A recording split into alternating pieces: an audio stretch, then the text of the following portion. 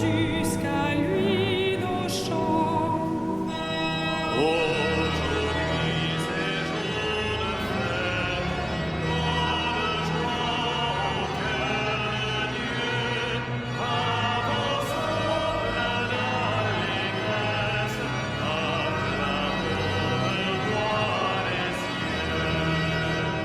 L'univers exulte et danse pour la gloire du Très-Haut. Quand il voit la foule immense près du trône de l'agneau.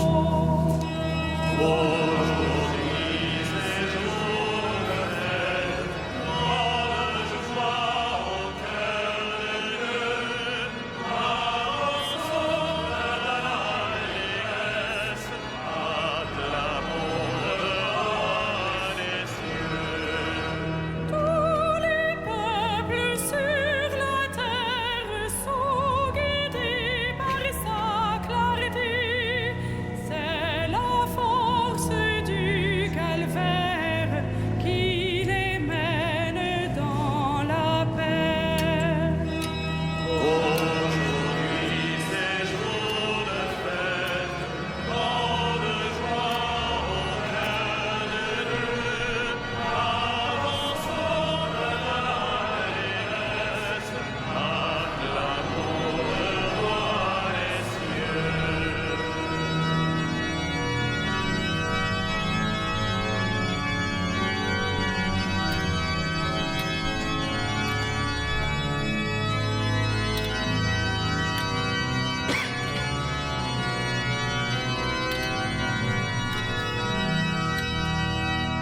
Les eaux vives du baptême ont lavé tous les pécheurs.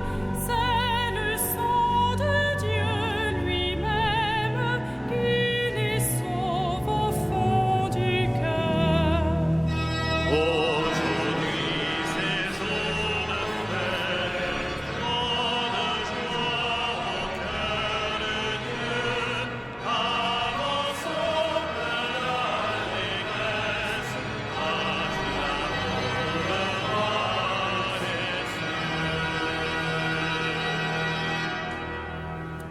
Au nom du Père et du Fils et du Saint-Esprit, la paix soit avec vous.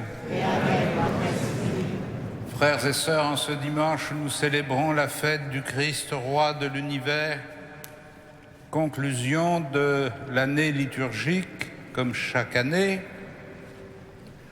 mais cette année tout particulièrement et en même temps, conclusion de l'année de la foi que le pape Benoît XVI nous a invités à vivre au long de l'année écoulée et du 850e anniversaire de notre cathédrale. C'est donc la fin d'une année de conversion, d'une année de réappropriation de la foi, d'une année d'affermissement de notre foi.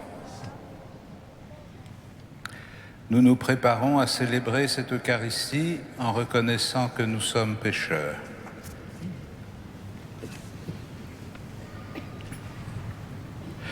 Je confesse à Dieu Tout-Puissant, je reconnais devant mes frères que j'ai péché en pensée, en parole, par action et par omission.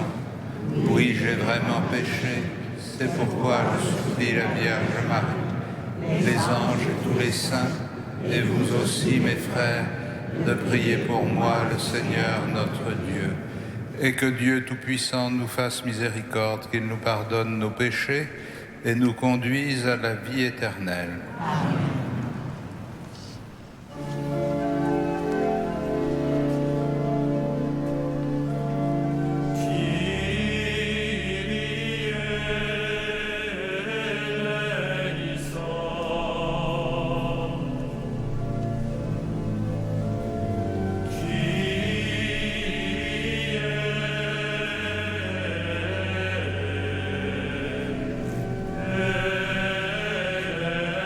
Son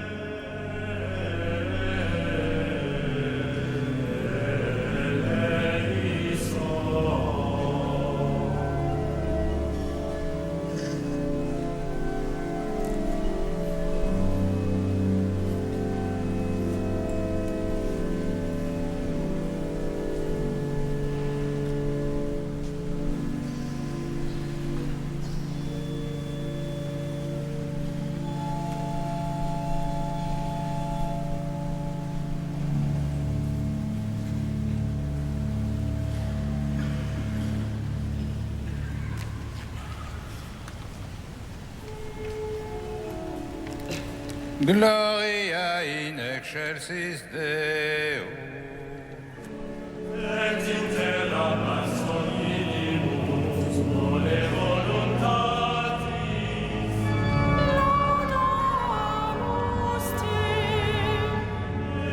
Benedicibus te. Adoramus te. Glorificamus te. Gratias agimus tibi, propter magnam gloriam tuam. Domine Deus Rex celestis, Deus Pater omnipotens, Domine Filii unigenite, Iesu Christi, Domine Deus Agnus Dei, Filius Patris, qui tollis peccata mundi,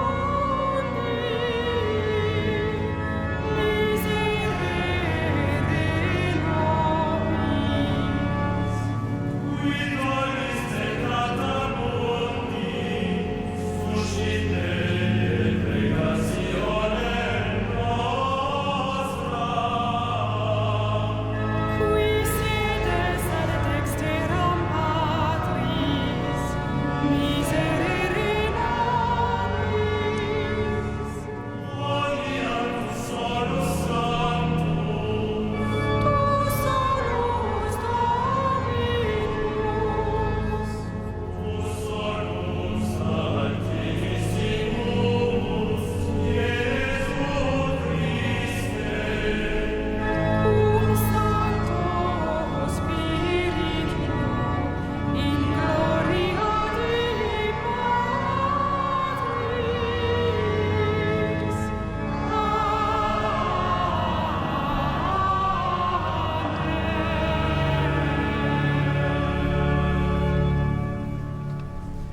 Prions le Seigneur.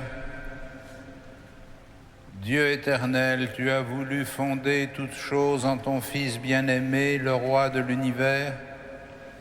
Fais que toute la création libérée de la servitude reconnaisse ta puissance et te glorifie sans fin par Jésus-Christ, ton Fils, notre Seigneur et notre Dieu, qui vit et règne avec toi dans la communion du Saint-Esprit, maintenant et pour les siècles des siècles.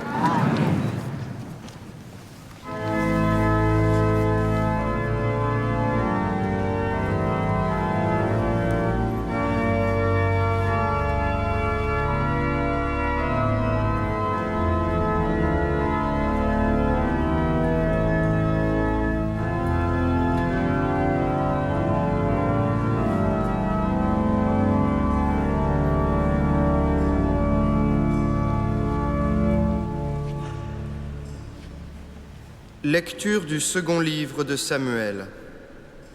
Toutes les tribus d'Israël vinrent trouver David à Hébron et lui dirent : « Nous sommes du même sang que toi. Dans le passé, déjà, quand Saül était notre roi, tu dirigeais les mouvements de l'armée d'Israël. Et le Seigneur t'a dit : tu seras le pasteur d'Israël, mon peuple, tu seras le chef d'Israël. C'est ainsi que tous les anciens d'Israël vinrent trouver le roi à Hébron. Le roi David fit alliance avec eux, à Hébron devant le Seigneur. Ils donnèrent l'onction à David pour le faire roi sur Israël. Parole du Seigneur.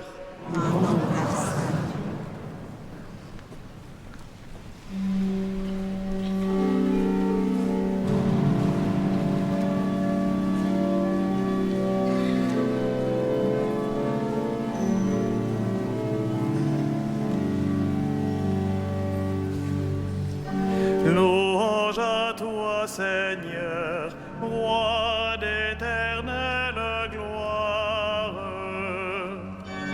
Louange à toi, Seigneur, roi d'éternelle gloire. Quelle joie quand on m'a dit : nous irons à la maison du Seigneur. Maintenant notre marche prend fin devant tes portes, Jérusalem. Louange à toi, Seigneur, roi d'éternelle gloire. Jérusalem, te voici dans tes murs, ville où tout ensemble ne fait qu'un. C'est là que montent les tribus du Seigneur, là qu'Israël doit rendre grâce au nom du Seigneur. Louange à toi, Seigneur, roi d'éternelle gloire. C'est là le siège du droit, le siège de la maison de David. Appelez le bonheur sur Jérusalem, que la paix règne dans tes murs. Louange à toi, Seigneur, roi d'éternelle gloire.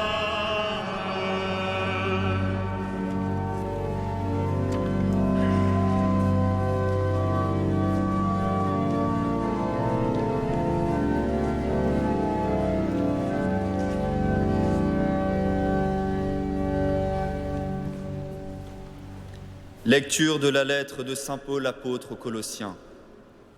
Frères, rendez grâce à Dieu le Père qui vous a rendu capable d'avoir part dans la lumière à l'héritage du peuple saint. Il nous a arrachés au pouvoir des ténèbres, il nous a fait entrer dans le royaume de son Fils bien-aimé, par qui nous sommes rachetés et par qui nos péchés sont pardonnés.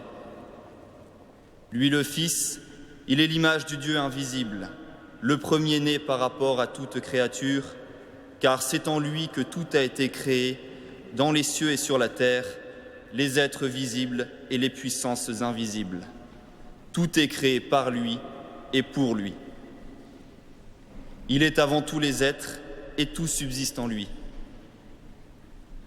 Il est aussi la tête du corps, c'est-à-dire de l'Église. Il est le commencement, le premier-né d'entre les morts, puisqu'il devait avoir en tout la primauté. Car Dieu a voulu que dans le Christ, toute chose ait son accomplissement total. Il a voulu tout réconcilier par lui et pour lui, sur la terre et dans les cieux, en faisant la paix par le sang de sa croix. Parole du Seigneur.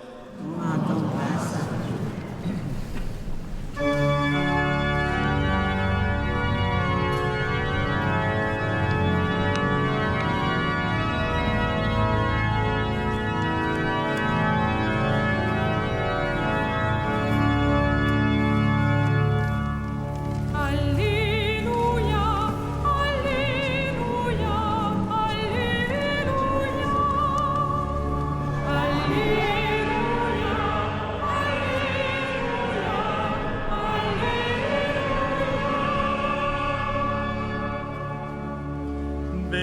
soit le règne de David, notre Père, le royaume des temps nouveaux. Béni soit au nom du Seigneur, celui qui vient. Alléluia.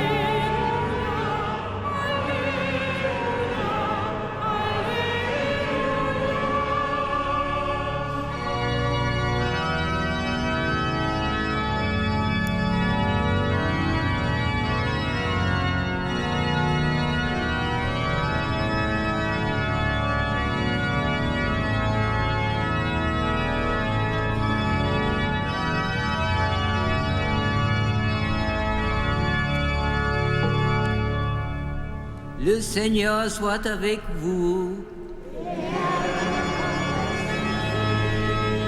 Évangile de Jésus-Christ selon saint Luc.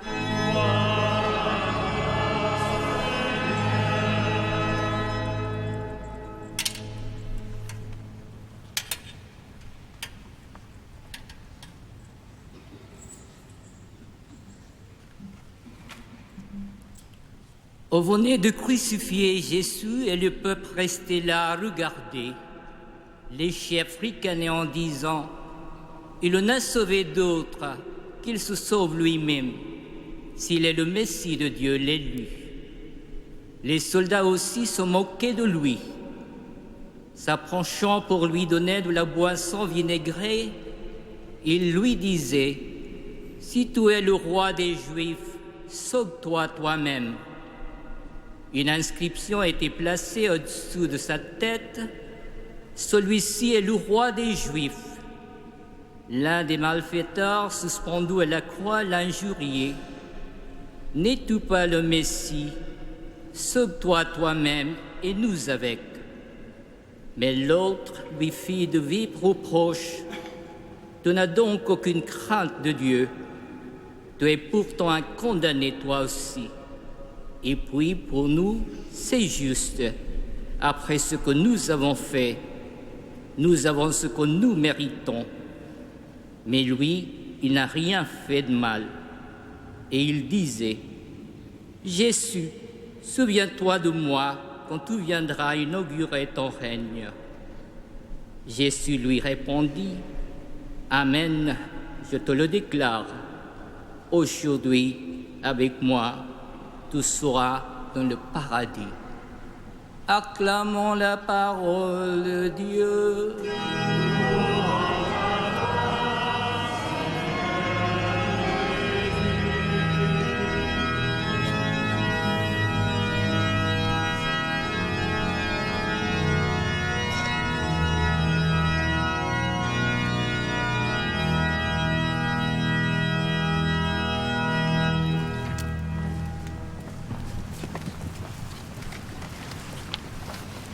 Frères et sœurs, Pilate, en faisant fixer au-dessus du crucifié l'inscription « Jésus de Nazareth, roi des Juifs », faisait un acte de dérision, non seulement à l'égard de celui qui était supplicié, mais encore à l'égard du peuple juif.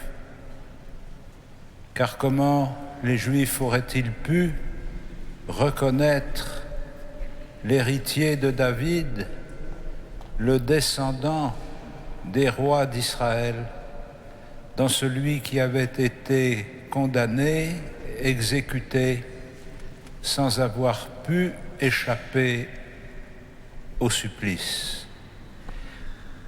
Nous voyons dans le passage de l'Évangile que nous venons d'entendre une trace de cette incapacité des Juifs à reconnaître leur roi dans celui qui est crucifié. Si tu es le Fils de Dieu, si tu es le Messie, alors sauve-toi et descends de la croix. Mais nous le verrons encore après la résurrection, quand les pèlerins d'Emmaüs chemineront avec Jésus et qu'ils lui diront « Nous espérions qu'il rétablirait le royaume d'Israël. » À travers cet écart entre la réalité du Christ en croix et l'imagination de ce que serait le roi d'Israël, nous mesurons bien que le vocabulaire que nous utilisons, qui nous est proposé par l'Écriture, est forcément inadapté. Car le vocabulaire royal renvoie inévitablement à une figure de gouvernement, de règne terrestre, de puissance, alors que la réalité, telle que Jésus la vit, est une réalité beaucoup plus modeste et beaucoup plus difficile à identifier. Et pourtant, il n'a pas récusé d'être le roi des Juifs. Au cours de son procès, il n'a pas nié qu'il était le roi.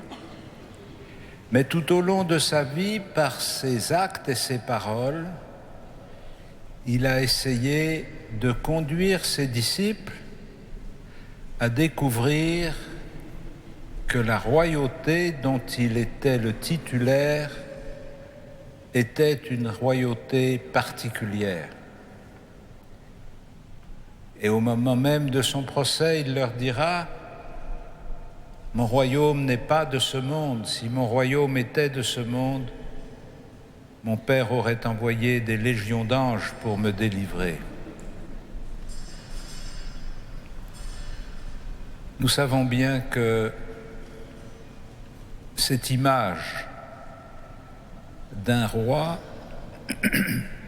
triomphant et victorieux continue d'habiter toujours, plus ou moins consciemment, le regard que nous portons sur le Christ. Nous savons bien que nous rêvons toujours d'un Messie puissant qui pourra vaincre le mal, terrasser les ennemis, faire triompher la vérité et établir enfin le règne de Dieu sur la terre. Or, précisément, il n'est pas venu se substituer au pouvoir politique, aux forces d'organisation de la société. Il est venu annoncer un autre royaume. Un royaume qui ne s'identifie avec aucun pouvoir, un royaume qui ne veut absorber aucune société, un royaume qui est un royaume intérieur. Le royaume de Dieu est en vous. Cette manière d'être roi, qui déplace complètement les critères et les repères auxquels nous nous référons, cette manière d'être roi qui ne cherche ni à supplanter la puissance humaine, historique, ni à se substituer aux forces qui gouvernent le monde, nous appelle à mieux comprendre comment le Christ est roi de l'univers. Il est roi de l'univers non pas parce qu'il domine le monde, non pas parce qu'il impose sa puissance, non pas parce qu'il corrige les erreurs. Il est roi de l'univers parce qu'il donne sa vie pour la vie du monde.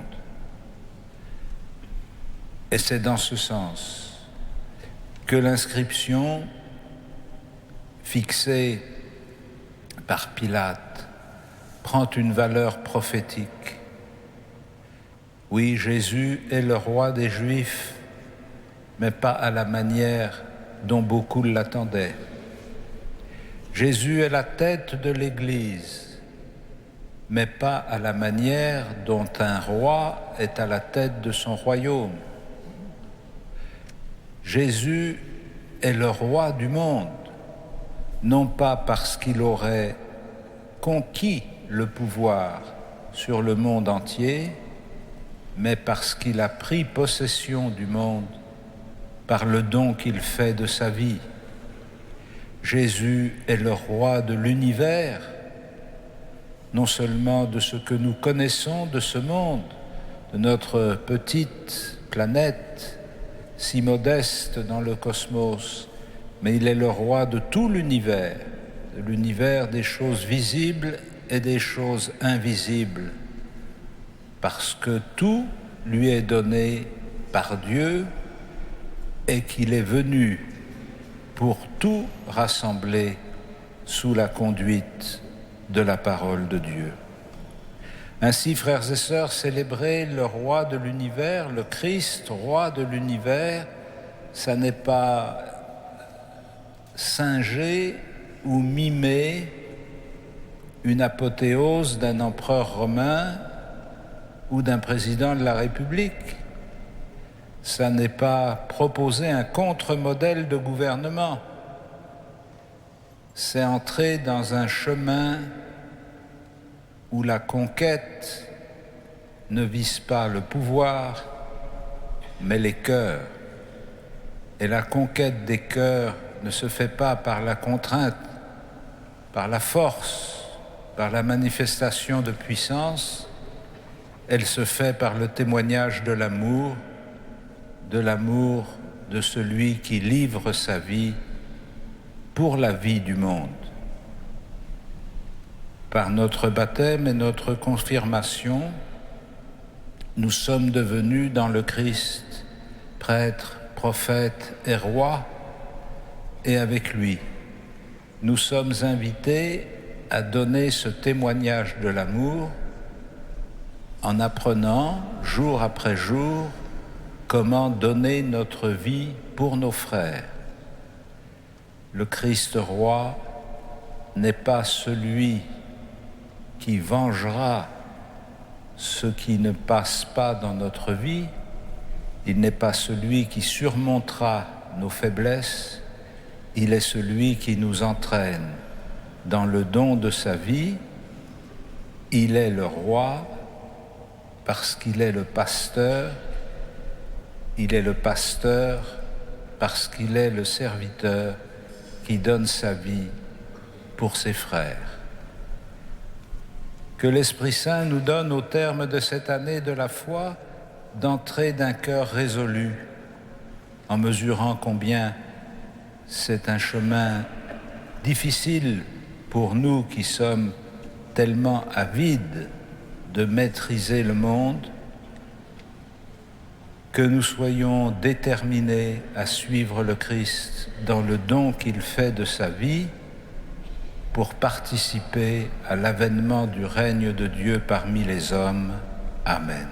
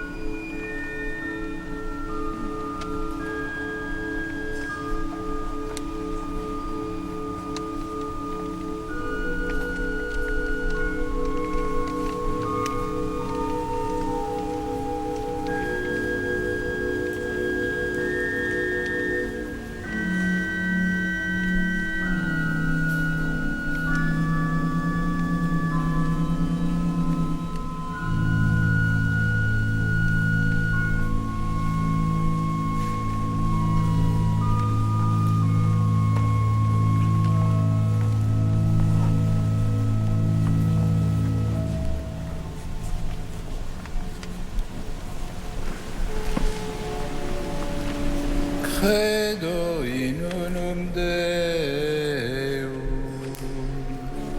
Patrem omnipotentem, Autorem Celi et Terrae, visibilium omnium, et invisibilium,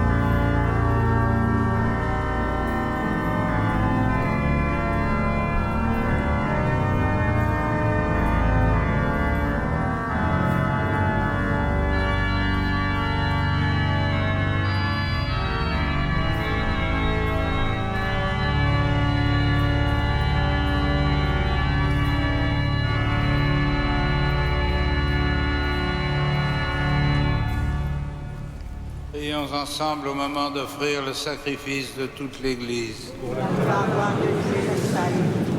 En offrant le sacrifice qui te réconcilie les hommes, Seigneur, nous te prions que ton Fils lui-même accorde à tous les peuples les biens de l'unité et de la paix, lui qui vit et règne avec toi dans la communion du Saint-Esprit, maintenant et pour les siècles des siècles. Amen. Le Seigneur soit avec vous. Et avec votre esprit. Élevons notre cœur.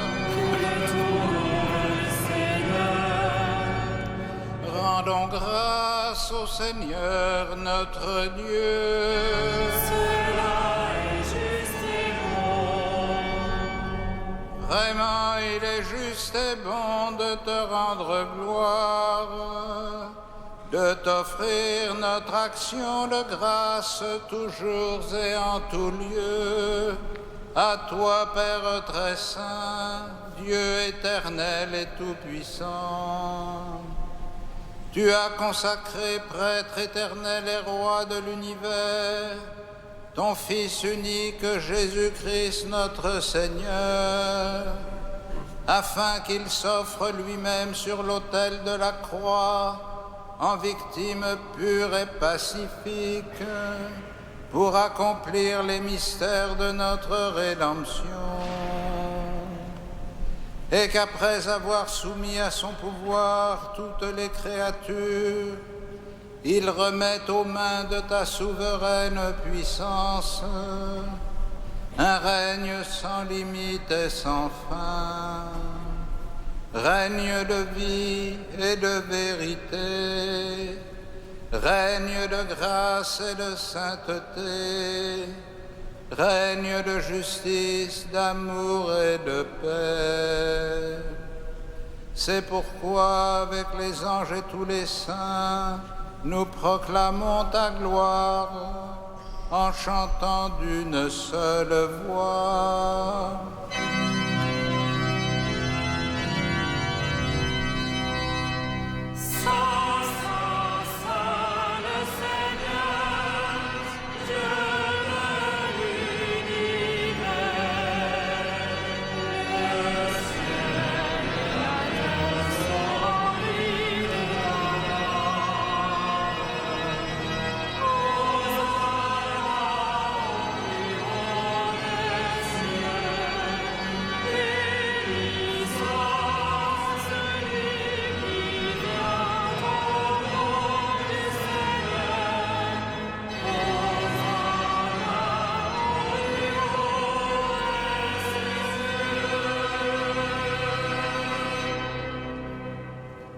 Vraiment saint, Dieu de l'univers, et toute la création proclame ta louange.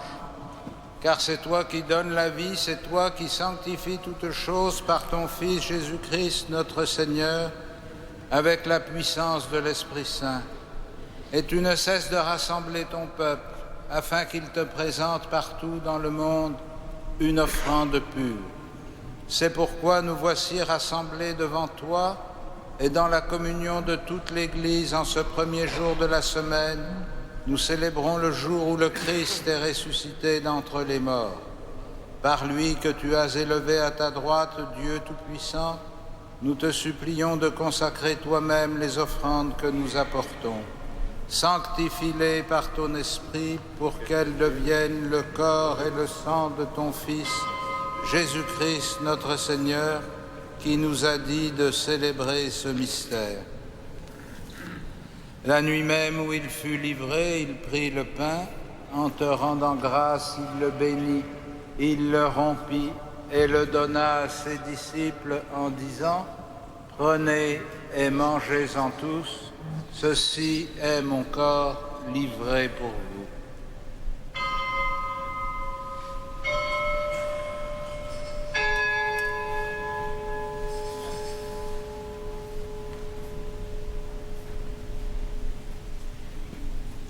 De même, à la fin du repas, il prit la coupe, en te rendant grâce, il la bénit et la donna à ses disciples en disant : « Prenez et buvez-en tous, car ceci est la coupe de mon sang, le sang de l'alliance nouvelle et éternelle qui sera versé pour vous et pour la multitude en rémission des péchés. Vous ferez cela en mémoire de moi.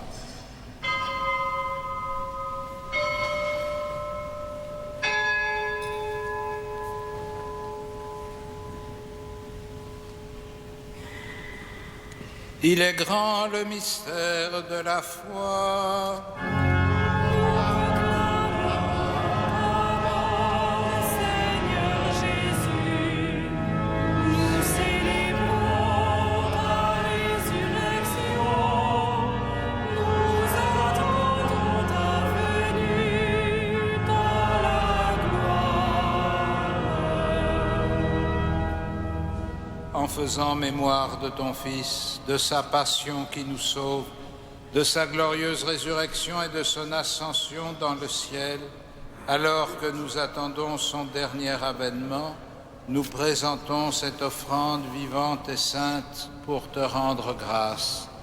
Regarde, Seigneur, le sacrifice de ton Église et daigne y reconnaître celui de ton Fils qui nous a rétablis dans ton alliance. Quand nous serons nourris de son corps et de son sang et remplis de l'Esprit Saint, accorde-nous d'être un seul corps et un seul esprit dans le Christ, et que l'Esprit Saint fasse de nous une éternelle offrande à ta gloire, pour que nous obtenions un jour les biens du monde à venir auprès de la Vierge Marie, la bienheureuse Mère de Dieu, de Saint Joseph, son époux, avec les apôtres, les martyrs, Saint Denis et tous les saints qui ne cessent d'intercéder pour nous.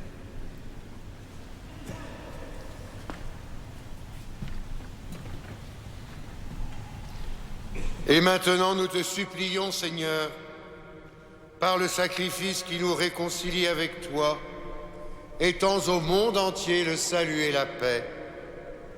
Affermis la foi et la charité de ton Église au long de son chemin sur la terre. Veille sur ton serviteur, le pape François, notre évêque André, ses auxiliaires, l'ensemble des évêques, les prêtres, les diacres et tout le peuple des rachetés. Écoute les prières de ta famille assemblée devant toi, en particulier les prières pour le Père Georges et tous les autres otages. Ramène à toi, Père très aimant, tous tes enfants dispersés.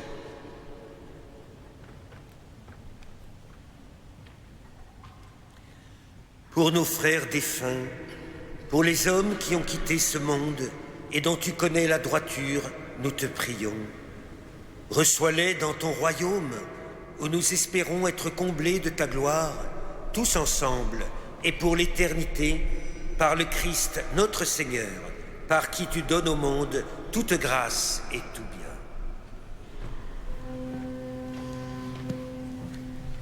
Par lui, avec lui et en lui. À toi, Dieu le Père Tout-Puissant, dans l'unité du Saint-Esprit.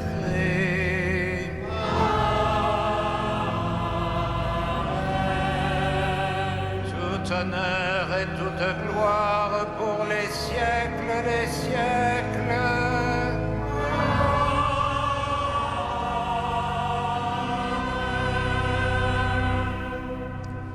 Unis dans le même esprit, nous pouvons dire avec confiance la prière que nous avons reçue du Sauveur. Notre Père qui es aux cieux, que ton nom soit sanctifié, que ton règne vienne, que ta volonté soit faite sur la terre comme au ciel. Donne-nous aujourd'hui notre pain de ce jour. Pardonne-nous nos offenses, comme nous pardonnons aussi à ceux qui nous ont offensés. Et ne nous soumets pas à la tentation, mais délivre-nous du mal. Délivre-nous de tout mal, Seigneur, et donne la paix à notre temps. Par ta miséricorde, rends-nous libres du péché. Rends-nous forts devant les épreuves en cette vie où nous espérons le bonheur que tu promets et l'avènement de Jésus-Christ, notre Sauveur. Car c'est à toi que notre règne Seigneur Jésus-Christ, tu as dit à tes apôtres, je vous laisse la paix, je vous donne ma paix. Ne regarde pas nos péchés, mais la foi de ton Église. Pour que ta volonté s'accomplisse, donne-lui toujours cette paix et conduis-la vers l'unité parfaite, toi qui règnes pour les siècles des siècles. Amen. Que la paix du Seigneur soit toujours avec vous. Et avec votre esprit. Frères et sœurs, dans la charité de Christ, donnez-vous la paix.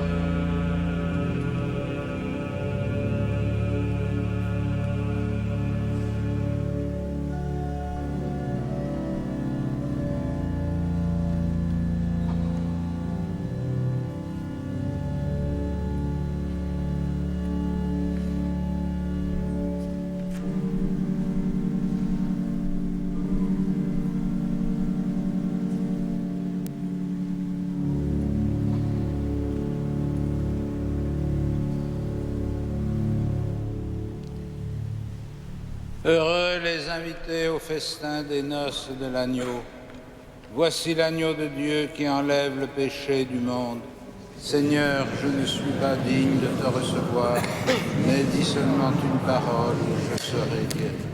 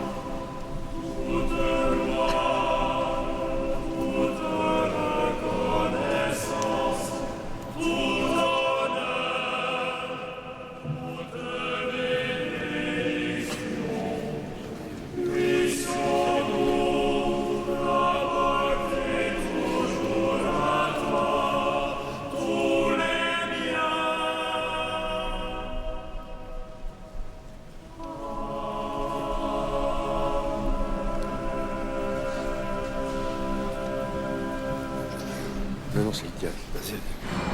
Je finis.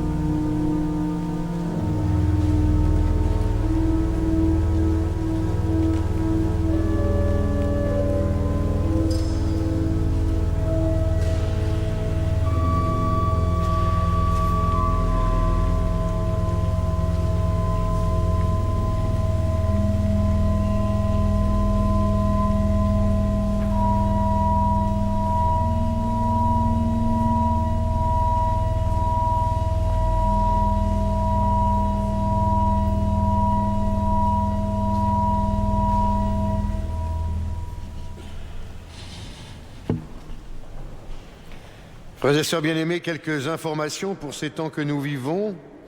Tout d'abord, une bonne nouvelle qui ne sera pas déçue. Demain lundi, le chauffage remarchera à la cathédrale Notre-Dame de Paris. Je vois que ça déclenche des sourires. Justement, demain lundi, nous partons en pèlerinage, à peu près 80, chapelains, prêtres étudiants, employés, bénévoles, à Rome, pour rendre grâce pour ce jubilé, comme l'a dit le cardinal au début de cette Eucharistie. Et les activités continueront à Notre-Dame de Paris, même si nous sommes en effectif réduit. Ce sera le père Delongeau, futur chanoine, qui montera la garde pendant cette semaine. Mais évidemment, il n'y aura pas de messe à 9h toute cette semaine prochaine, ni non plus d'accueil. Très exceptionnellement, il n'y aura pas d'accueil donc vendredi prochain. Veuillez nous en excuser. En revanche, jeudi 28 novembre, adoration du Saint-Sacrement après la messe du soir, et vendredi 29 novembre, ostension de la Sainte Couronne d'Épines le soir. Samedi prochain, 30 novembre, à 17h, faites attention, c'est un horaire exceptionnel, là aussi. 17h, vêpres solennelles pour justement la clôture de l'année de la foi et du jubilé des 850 ans. Et en même temps, l'ouverture de l'année de l'appel, qui sera donc présidée par le cardinal André XXIII, notre archevêque, avec la présence de toutes les communautés et paroisses de Paris. Vous êtes vous-même, bien sûr, invité à ces vêpres solennelles. Le soir aura lieu une messe normale anticipée du dimanche de l'Avent. Par ailleurs, pour le mois de décembre, vous avez quelques informations, je ne détaille pas, mais sachez tout de même que le vendredi 6 décembre, à 15h, il y aura la vénération de la couronne d'épines, comme tous les premiers vendredis du mois, et à 17h45, prise d'aube des nouveaux métrisiens au cours des vêpres, présidés par Monseigneur Jérôme Beau, qui d'ailleurs continuera de célébrer ensuite l'Eucharistie. Donc 13 nouveaux métrisiens recevront l'aube. Lundi 9 décembre, et non pas le 8, là aussi de manière exceptionnelle, puisque le 8 tombe un dimanche, solennité de l'Immaculée Conception toute la journée, et le soir, vêpres solennelles 17h45, avec Monseigneur Chauvet et l'ensemble des chanoines du chapitre et les nouveaux chanoines, donc, et 18h30, messe solennelle présidée par notre archevêque. Il n'y aura donc pas il n'y aura pas donc ce jour-là d'autre chose que ces fêtes précisées sur votre feuille. Ce sera la fête du chapitre et du séminaire de Paris. Enfin, un concert à Notre-Dame le mardi 26 novembre à 20h30 sous la direction de Sylvain Dieudonné. Vous pouvez prendre des billets à l'accueil. Eh bien, nous terminons notre prière en la concluant en nous mettant debout.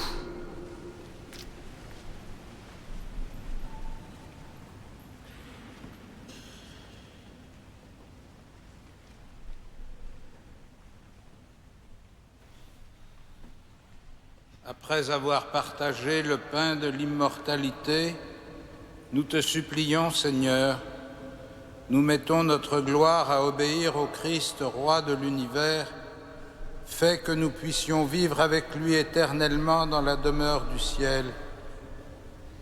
Lui qui vit et règne avec toi et le Saint-Esprit maintenant et pour les siècles des siècles.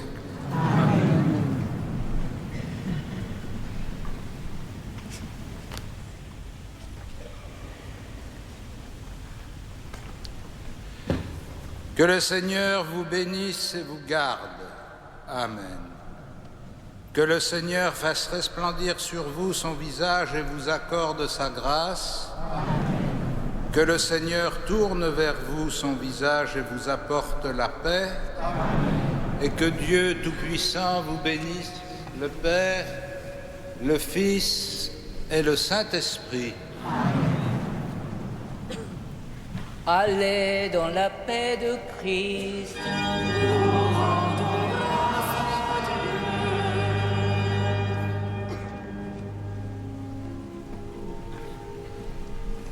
Salve Regina.